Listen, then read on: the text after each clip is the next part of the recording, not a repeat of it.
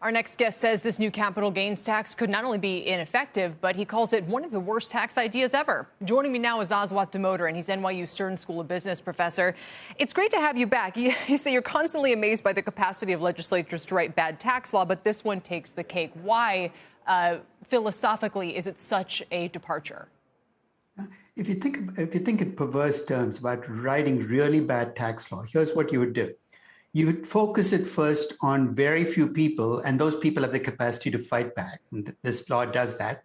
You tie it to something that moves a lot. Capital gains is the most volatile of bases to base taxes on. You'd make it really difficult to compute and pay the tax, which is what happens when you have unrealized capital gains. And you might even steal taxes from other tax sources that you already collect. Now, this bill accomplishes all of those in spades. I mean, it's almost perverse in terms of, as I look at the description, it's not quite fair because the actual bill is not in front of us.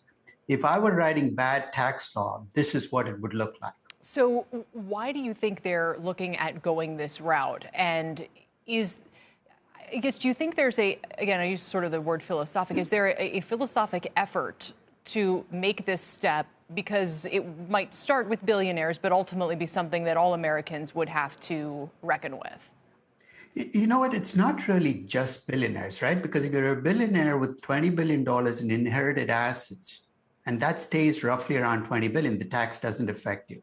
If you're a billionaire who takes $2 billion, builds a company and makes it worth $20 billion, the tax is coming after you.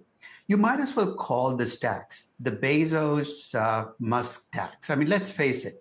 This is a tax that builds on the dislike that people have, not just for billionaires, but for billionaires who become richer quickly over the last decade. So from that perspective, it's not even consistent in who it punishes. It punishes a subset of billionaires, entrepreneurs who've started businesses, and it lets loose or leaves alone billionaires who got inherited wealth when nothing is happening to their wealth. You know, Cliff Asness has been tweeting about how his preference would be to just do something that eliminates the step-up basis, saying, in other words, why should it be the case that if I sell an asset, I pay capital gains, but if I pass it to an heir and they sell it, they don't? Do you think that would be a fairer, a better, a broader way to raise revenue?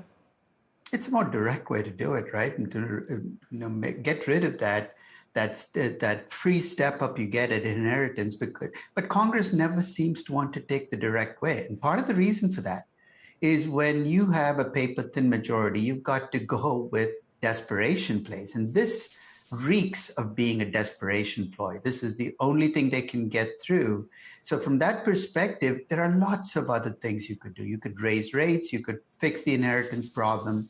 But this is the worst possible way you could have taken, and they managed to do it. It's interesting to me as well to watch what's going to happen with SALT, which could end up benefiting a lot of the sort of wealthy that fall just below this step, even while it appears like there's a big crackdown underway. So, and I'm sure your students ask you about this all the time. So if they said, okay, well, if the country wants child care, if the country wants paid leave, if the country wants these various sort of redistribution programs, and you want that wealth to come from Jeff Bezos and Elon Musk, is there any other way to do that?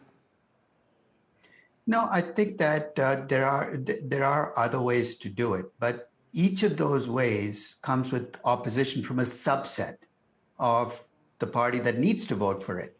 So I think while you can map out more direct ways, you can raise rates, you can, the inheritance tax fix is an obvious one, but you can't start with a fixed spending amount and then ask, how do I fund this? Because that's not the way the world works. That would be like my looking at a $5 million house, deciding to buy it, finding that I can't afford it, and then asking you, what's wrong with you? Why can't you come up with a way of my buying this $5 million house? Maybe the answer is that you can't do everything you want at the time that you want it, and that you might have to find compromises that work with the revenues they can actually raise today. And I thought you also made a good point that in some ways, would this be a pull forward of future sales and therefore actually undermine its ability to raise funds over the long run by moving that into the present? Some really interesting points here, Aswath, and I really appreciate you joining me to talk about it. Thank you.